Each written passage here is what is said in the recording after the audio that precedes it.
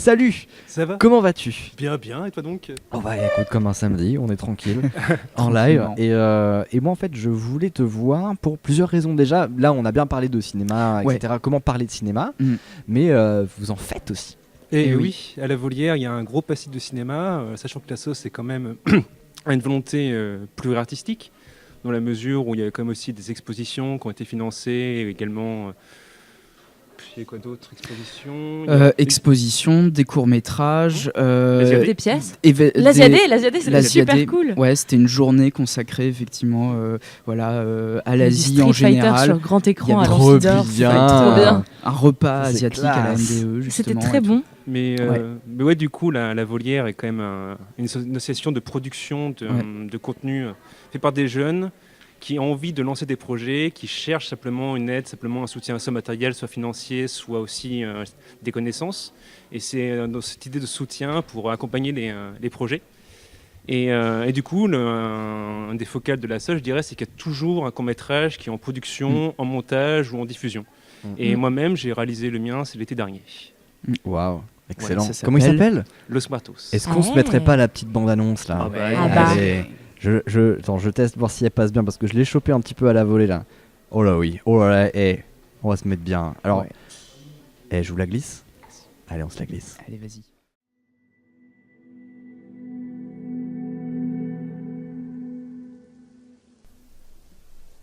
Ma douce Katrina.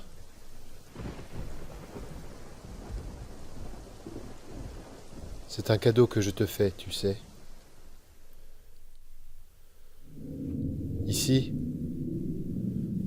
tu resteras belle à jamais, comme immortelle.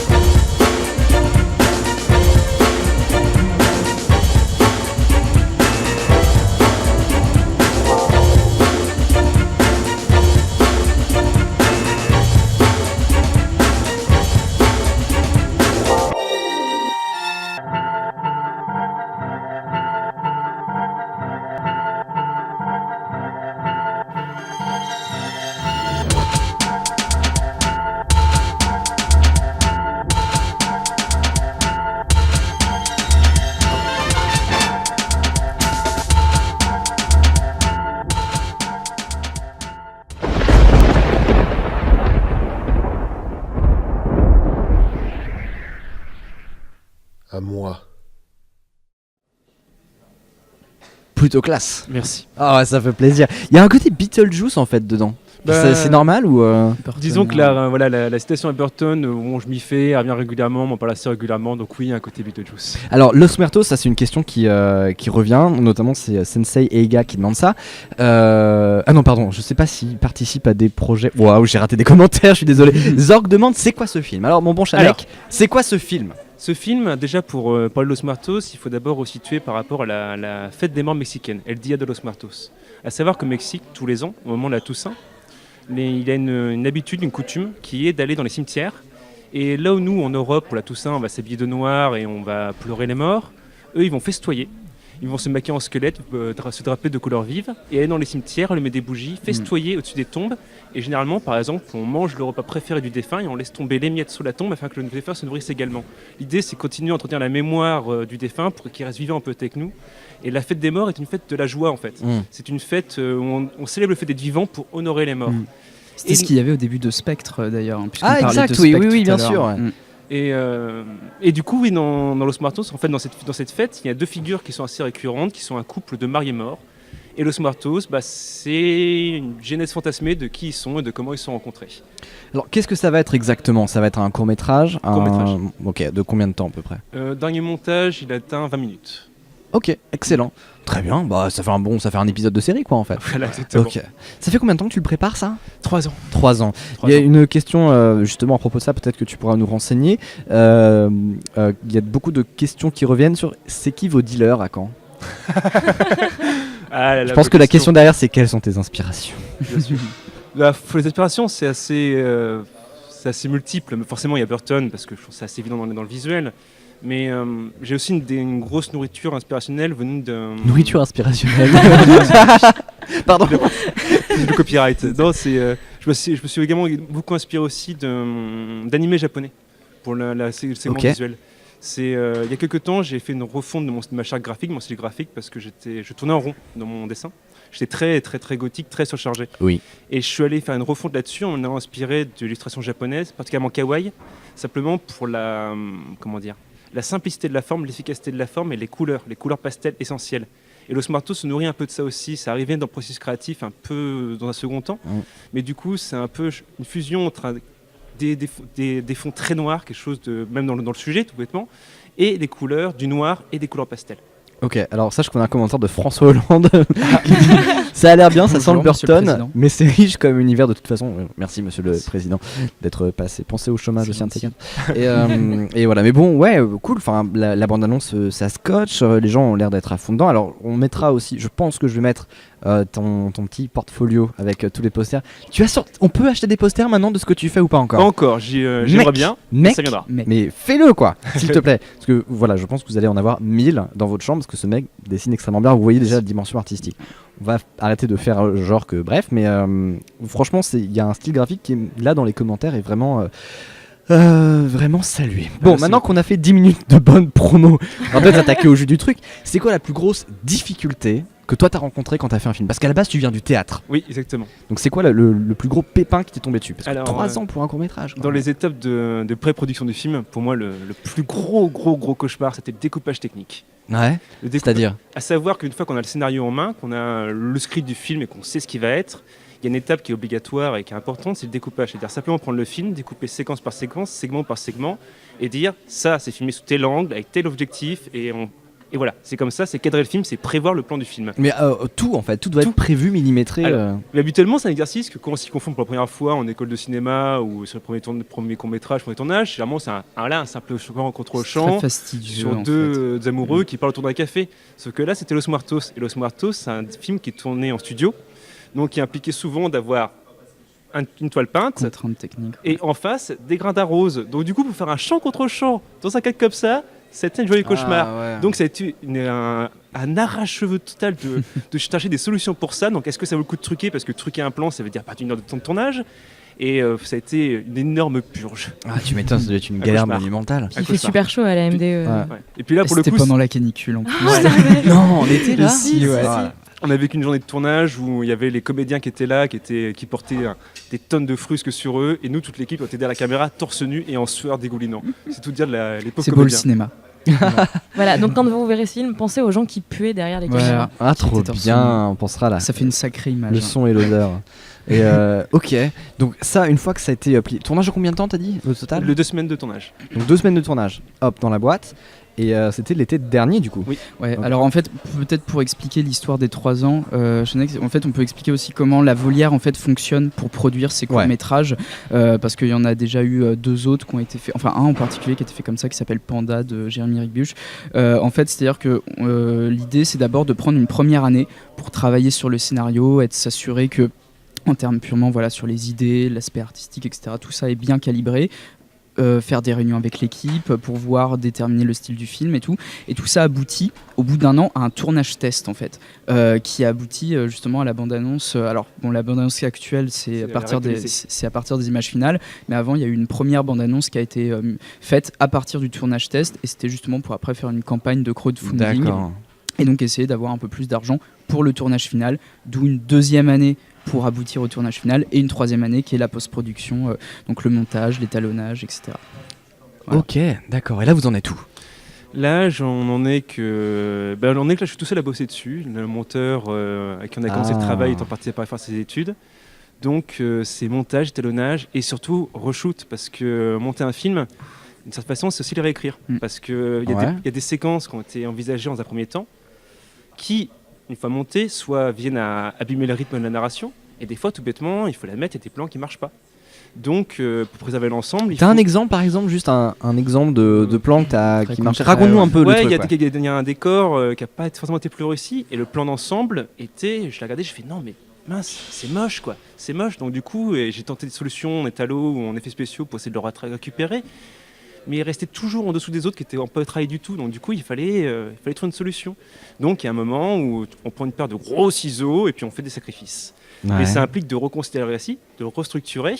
Mais dans la nouvelle forme maintenant acquis de Los Muertos, il manque d'autres choses. Donc du coup, là, j'en arrive à une étape de reshoot où je dois refaire des plans en bonus, refonder des trucs pour faire le film final.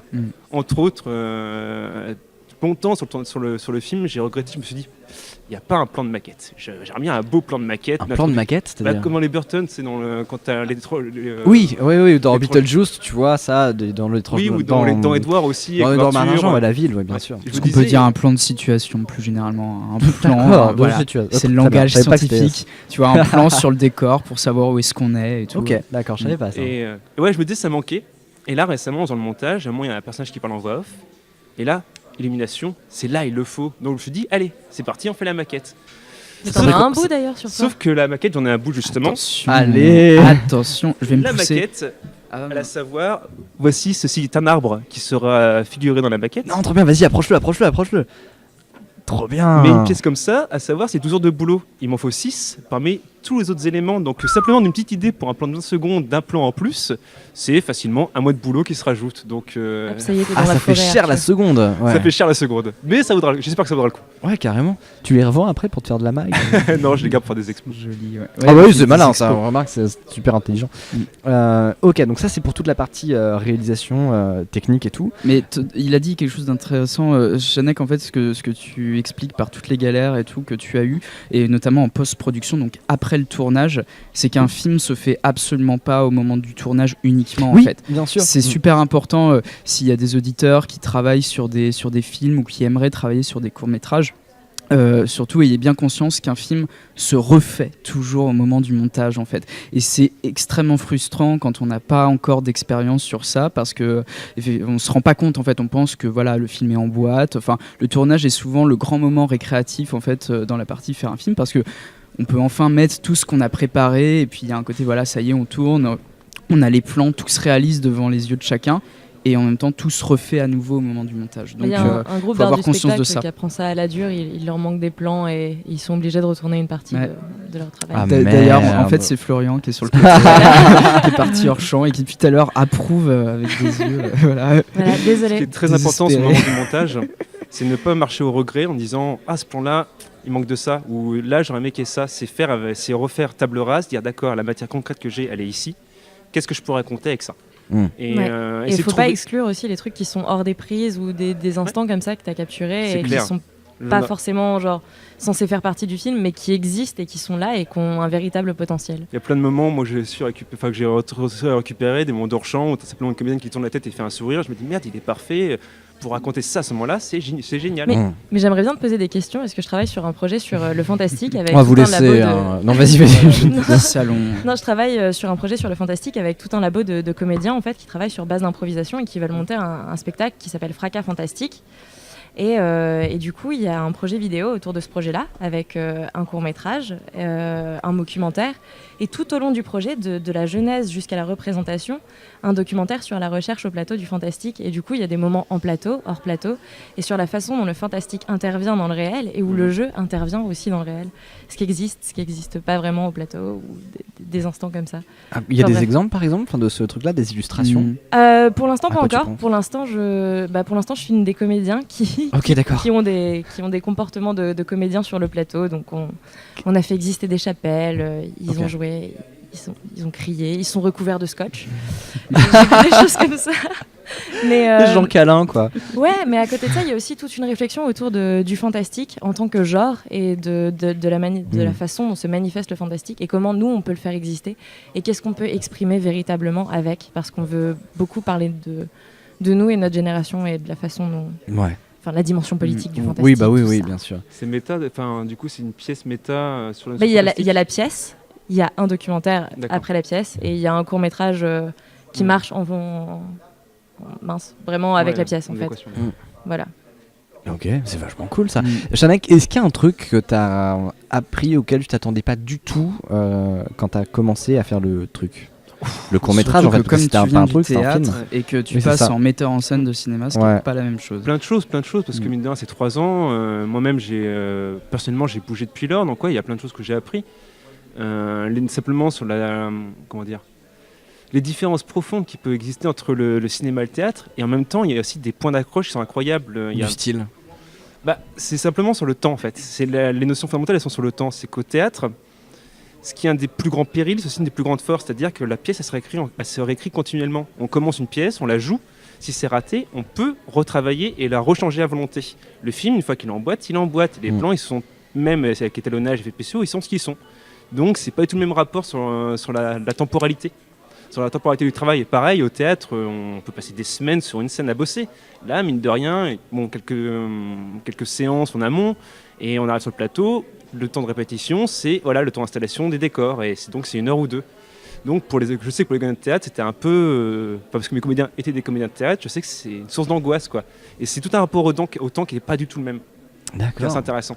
Ah, c'est marrant parce que c'est vrai que le théâtre est plus direct, quoi, et plus. C'est une composition qui se renaît aussi à chaque fois que tu fais une représentation. Donc, alors que là, le produit doit être fini, quoi. C'est la différence entre une forme mouvante et vivante et une forme figée. Parce qu'au final, le cinéma n'appelle qu'à devenir en finalité une forme figée dans sa forme, alors que le théâtre se recrée en permanence. En termes de thunes, alors parlons brut, parlons sous. Ouais. En termes de thunes, aujourd'hui, ça correspond à quoi de faire un film, et où est-ce qu'on peut aller pour avoir des aides, pour avoir des tuyaux, des choses comme ça? Si moi je veux faire un film demain, par exemple, si je veux faire le biopic de, je sais pas, Nadine Morano, tiens, qu'est-ce que je peux aller voir pour demander, j'ai un super projet, file-moi des thunes? Je pense qu'on va voir personne, enfin. On fait pas le film, enfin, Nadine Morano elle-même dans ces cas-là, voilà, sinon... c'est ça. Non, ça pourrait l'emballer. Tu peux peut-être parler du financement de Los Muertos directement, parce que vu que les gens ont vu l'abondance, qu'ils voient un peu combien ça. Je suis loin d'être expert parce que c'est pas moi qui s'occupe de la trésorerie. Mais, tu sais toujours aller voir les comités régionaux. Il y a toujours de l'argent à récupérer parce que mine de rien, les gens de la région, enfin du moins c'est le cas à Caen, sont ultra désireux de soutenir les jeunes et pouvoir les aider, les accompagner. Donc se renseigner sur tout ce qui est ça. Donc vraiment ça passe par une association, mais c'est toujours intéressant. Et puis le crowdfunding, mine de rien, c'est quand même la clé de voûte pour demain. C'était important. C'est ultra important. Comment tu fais pour réussir ton crowdfunding? Déjà une tournage test, par exemple. Des images, une charte graphique. Il faut des images. C'est essentiel parce que j'en ai vu beaucoup de projets qui ont aussi leur objectif. Je me suis dit merde les gars, c'est moche votre truc, quoi. Faites un effort. Donc c'est une question simplement est assez attractive. C'est toutes les lois du marketing et de la publicité au final. Ouais. D'accord. Attractif et efficace. En fait, tu proposes, quand tu fais un crowdfunding, l'idée c'est de proposer un dossier comme tu irais voir des financeurs, quoi, avec tous les éléments. Le but c'est pas de dire j'ai envie de faire un film, filez-moi des sous, je vous montrerai un de ces quatre. Généralement c'est la même pièce constituante parce que la note d'attention est une pièce clé quand on lance un projet artistique quel qu'il soit. Simplement, c'est parler avec des mots un peu élégants du projet et d'apporter je vais mettre une portée plus intellectuelle, philosophique, artistique, ce qu'on veut, quoi. Il faut savoir parler grand et parler efficace aussi, pour simplement vendre l'idée tout en restant honnête par rapport à son projet. C'est-à-dire qu'on ne va pas mentir et dire que les choses seront ainsi alors que ce n'est pas le cas. Il faut rester honnête par rapport à ses envies, mais aussi les emmener plus loin, je pense. C'est vers quelque chose de plus fort, de plus humain, humanitaire, humaniste, je sais pas trop le mot, mais... En fait, un contenu vidéo ou un mot du réalisateur, comment l'argent va être utilisé, tout ça, c'est ce qui se fait sur n'importe quel crowdfunding. À chaque fois qu'on va, on voit que c'est en général bien détaillé et bien documenté. C'est essentiel. Il faut pouvoir montrer aux gens comment le projet peut se démarquer, peut être intéressant. Et je pense que d'ailleurs justement le coup d'un contenu vidéo via notamment ces tournages tests que la Volière fait, c'est plutôt une bonne solution. Essayer de trouver une première partie des financements, puis en trouver une deuxième ensuite derrière. Excellent. D'accord. Je voudrais juste aborder un autre truc. Je sais pas si vous avez bossé pour ce truc-là, mais il y a un film qui a cartonné sur YouTube, un film qui a été vu 9 millions de fois, plus maintenant je pense même. 14 millions, 14 millions de fois. Carrément. Attends, mais c'est vrai que mon chiffre doit dater. Je vais regarder, sans déconner, je vais regarder parce que moi j'étais bloqué sur le chiffre de je crois limite début janvier ou un truc comme ça. The Fall of Men. Alors, tiens, il y a The Fall of Men Genesis.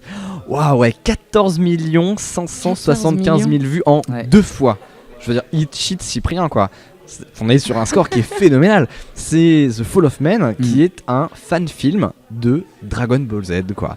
Le mec qui a fait ça est à Paris, c'est Johan Faure et Vianney Griffon, qui est son co-réalisateur. Voilà. Mais vous avez trempé un peu dedans, je crois, avec La Volière. Ouais. Alors en fait, d'un point de vue purement aide financière, il y a quelques membres de l'association aussi qui ont participé, qui ont aidé au tournage, etc. C'est pareil, en fait, c'est un film qui s'est fait en plusieurs fois. En fait, ça a émergé en kino, non ? Ouais, voilà, c'est ça en fait. C'est-à-dire qu'à Caen, tous les ans, il y a ce qu'on appelle le kino, en fait, où les gens viennent faire des petits courts-métrages, en fait, de manière totalement libre et tout. C'est les films du cartel qui... D'ailleurs, je vous conseille les kinos de Simon qui sont très très drôles. C'est vrai, il fait que des vannes à chaque fois, ouais, des mini-vannes. C'est super drôle. Et en fait, voilà, et donc ils avaient fait un petit tournage sur un kino, en fait, et en format bande-annonce. Donc un peu ce que fait La Volière avec ses tournages tests, en fait. Et ça a cartonné, ça a fait plus d'1 million ou 2 millions de vues juste sur YouTube, je crois. Et donc ils se sont dit, bah tiens, pourquoi pas, est-ce qu'on ferait le court-métrage en entier ? Et donc à partir de là, voilà. Crowdfunding aussi, je crois. Crowdfunding aussi, mais même là pour le coup, vraie structure de production, puisque c'est aussi, donc c'est fait avec La Volière, donc était là en tant que coproducteur. Vous avez fait quoi en tant que coproducteur ? Donc c'est la recherche de financement, c'est ce que je te disais en fait, aider à trouver des financements et tout, et puis on était là surtout au départ du projet. Vous aviez surtout passé la bande-annonce en exclu à l'Asiadé. C'est ça, exactement. Avant, ils étaient venus. C'était quoi ce film ? Johan était venu à l'Asiadé. Albator, c'était pas génial, Albator. C'était tragique, cette scène de la douche, n'importe quoi. Et voilà, et donc après ils ont vraiment été encadrés par une plus grosse structure de production, Black Smoke Film. Les films du cartel étaient là pour aider aussi, ils ont eu plusieurs coproducteurs comme ça pour les aider.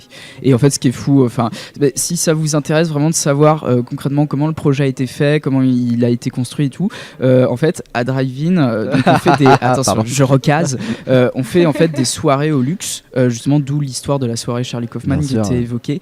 Et on avait fait une soirée fan-film justement en décembre, et on avait fait une rencontre avec eux. On les avait réinvités pour montrer le film à Caen sur grand écran. Et on a fait toute une rencontre. Donc si vous allez sur le compte YouTube de La Volière, vous pourrez trouver en fait la rencontre qui dure quasiment 1 heure avec toute l'équipe. Il y a les réalisateurs, les acteurs, et ils expliquent concrètement comment ils ont fait le film en fait. Trop bien. Ils ont été vraiment intéressants. Je dis pas ça pour que vous alliez voir. C'est vraiment, pour ceux qui s'interrogent comment on fait, comment on le finance, comment on le tourne, etc. Ils ont donné des détails très précis. Ils ont même des plans en hélicoptère. Ils expliquent comment ils les ont eus. Voilà. Mais en fait, c'est passionnant parce que il y a eu le carton du film Suricat récemment qui a prouvé que d'autres modèles pouvaient être envisageables, et en fait on voit fleurir des initiatives qui se dégagent un peu du circuit blockbuster mais qui sont hyper captivants et qui ramènent un public monumental, quoi. C'est tout le mal qu'on te souhaite, mon bon Chanek, mais c'est vrai qu'il y a la possibilité aujourd'hui de faire des films dans plusieurs contextes. Il y a des choses auxquelles évidemment il faut penser et qui ne seront pas dégageables avec les nouveaux médias, mais d'avoir une nouvelle dynamique, de pouvoir faire un fan-film Dragon Ball qui fait 14 millions de vues, je pense que ça en 92 c'était genre inimaginable. Ne serait-ce parce que Internet était déjà inimaginable en 92. Ouais, puis, si tu veux, ce qu'il faut savoir, c'est aussi que les gens au départ du projet, ils se sont pas foufous, tu vois. À la fin on dit c'est génial, 14 millions. Mais après, pour trouver les financements au tout début, quand les gens n'ont pas le résultat final, etc., c'est un cauchemar. Et surtout que le film est assez dingue en termes d'effets spéciaux sur ce qu'il arrive à montrer, à faire avec aussi peu d'argent. Et faut savoir que donc, le co-réalisateur Vianney Griffon a tout fait tout seul, en allant chercher des tutoriels d'effets spéciaux sur le net, etc. Et tout. C'est ce que dit dans les commentaires JB Chemry, Dimension Spéciale, le type qui a fait la 3D, qui a tout appris par tuto YouTube. C'est Vianney Griffon, C'est incroyable. Donc, et Internet permet ça, justement. Vas-y. Non, mais moi j'allais citer un truc d'Epstein, mais là du coup ça paraît un peu. Vas-y. T'as toujours de la place pour Epstein. Epstein disait que Epstein c'est un réalisateur russe hyper chelou qui fait des montages un peu étranges. Attends, Epstein ou Eisenstein? Eisenstein, oui, d'accord. Eisenstein, pardon. Désolé. À la honte. À la honte. C'est Eisenstein qui disait que si vous vouliez faire un film et que vous n'aviez pas de caméra, vous deviez la voler. Voilà, c'était votre devoir de voler une caméra et de faire votre film. Ah ouais. Donc le cinéma, un métier de voleur. Voilà. Excellent. Ok, écoute, je pense que le cinéma, un métier de voleur est une bonne punchline de fin pour vous. Je voudrais juste vous dire, on va faire ça, alors on va pas faire ça tous les 15 du mois, mais derrière vous, il y a le manifeste des 20 ans d'AnimaFac, qui est en fait un peu ce qu'on veut résumer l'état d'esprit global dans lequel on est. Et je voulais savoir si vous, alors ça peut être avec votre façon de voir le cinéma, avec le fonctionnement de votre asso, il y a un message qui vous parlait plus qu'un autre, juste derrière. Alors, c'est compliqué, on n'a pas. Tu nous prends un peu de c'est la cours. 9. J'y ai réfléchi tout à l'heure, je peux le dire? Ouais, bah bien sûr. Ok, moi c'est la 9, c'est je ne veux pas qu'on me dise que je suis l'avenir, je suis le présent. Ça c'est classe. Bon, j'ai pas eu le temps de tout lire, mais j'aime bien la 4 là. Les plus belles aventures commencent Commence toujours à toujours à plusieurs parce Yeah, que ouais. je disais que Drive-In c'était moi qui avais lancé le truc, mais c'est vraiment quelque chose de collectif. La Volière, c'est une association, donc c'est collectif. Et une association peut pas fonctionner seule. Enfin, c'est toujours quelque chose de collectif et il faut qu'il y ait une entente, un dialogue entre tout le monde. Et c'est constamment... Une association, c'est pas juste on va discuter à un moment et puis c'est bon, après ça vit tout seul. Faut continuer de discuter tout le temps, échanger, se remettre en cause, évoluer. Et je crois que c'est une bonne phrase. Ouais, carrément, c'est super classe. Je sais pas si vous avez vu, mais entre la 4, 5, 6, il y a une bonne compilation de titres de sextape. J'ai fait la blague tout à l'heure si vous y étiez, je suis désolé. Au pire, ça marche, c'est pas mal. Ouais. Ça marche, j'aime bien. Moi j'aime bien la 5. Ceux qui pensent que c'est impossible sont priés de ne pas déranger ceux qui essaient. Ouais, ça c'est moi, ça j'aime vraiment Pas bien mal, celle-là. pas Quoi. mal. Mais ok, cool. Très bien, bah écoutez, franchement merci beaucoup pour ça. Donc maintenant on sait que, si je récapitule bien l'heure, Star Wars 7, ok, Jurassic World, Spectre, Anomalisa à voir, et c'était quoi le premier? The Assassin, le 9 mars. Voilà. Allez le Excellent. voir. Allez le voir du coup. Et puis pour faire Los Muertos, quand? Allez, On espère au printemps. au printemps, voilà, c'est large. Ça fait plaisir. Non mais en tout cas c'est cool. Et merci beaucoup à vous d'être venus. C'était vraiment chouette. De toute façon vous êtes dans le coin. J'ai vu les gaillards de Radio Phoenix arriver. Ils vont arriver dans le après, coin. ouais. N'hésitez pas à squatter. Ils sont Là on va se sympas. faire une petite session musique dans pas long. Alors, si vous êtes toujours dans le coin, n'hésitez pas à Carrément. passer. Super. Venez squatter. Vous voyez un siège de libre, vous venez squatter. Merci beaucoup à vous. La Volière. Oh, c'était trop fort là. Merci beaucoup à vous. La Volière. Faut que je maîtrise mon super pouvoir. J'ai du mal. On mettra Voix maintenant, caverneuse. quand on mettra le logo avant les courts-métrages, on mettra ce que t'as fait. C'est avec La la voix. Volière. C'est Attends, pas je la mal. refais, je la refais. La Volière. Ouais, je pense qu'Adrien Beltoise va être Ouais. satisfait. Ouais, je pense que ça peut faire Il est un pas là. bon truc. Big up à lui, mais il n'est pas là pour l'instant. Le président de la Big up à Adrien. C'est ça, ouais. Je sais pas s'il fait. Mais il vient boire des coups avec nous ce Je soir. pense qu'il travaille. Ouais, il bosse. C'est une vraie chance. Mais c'est vrai que dit comme ça, Adrien travaille, ça paraît bizarre. C'est Ouais, un samedi en plus. C'est pas le genre, Étrange. Voilà, je voudrais aussi conclure sur cette remarque que le cinéma est un truc de voleur. Zorg qui dit si vous n'avez pas d'enfants, volez-en. Ça marche pareil. C'est Allez, pas mal. on Et fait, vous on en fait comme voulez ça. pas On mal. fait comme ça. C'est votre devoir d'en voler. Faut qu'on en discute, mais c'est pas mal. On se retrouve peut-être un de ces quatre pour papoter de Star Wars et tout. Puis en attendant, Drive-In, c'est sur Radio Phoenix. Ouais. Tous les Mardi soirs. 19h, 20h. Ah d'accord, je crois que c'est un Voilà. peu plus tard. Et que mardi, ça. on parlera de Anomalisa et Voilà. de Steve Donc, Jobs. si vous voulez Excellent. qu'on en parle dans le détail. Sur Radio Phoenix 92.7. 92.7. Bon, il n'y a pas de vie, mais merci beaucoup à vous. Allez. On va accueillir la liaison. Je sais pas si vous les connaissez, les gens de la liaison. Non. Moi de si, nom. si, peut-être. Non mais si de nom je vois. Enfin c'est le genre de quand on entend les assos tourner Ouais, etc. il y en a vraiment beaucoup. Donc on va les écouter tiens. Ouais. Ah, mais Allez, grave. on les laisse et Laissez-les, puis on les écoute. Allez, Salut. salut. Salut. Au revoir. J'espère que ça va bien chez vous.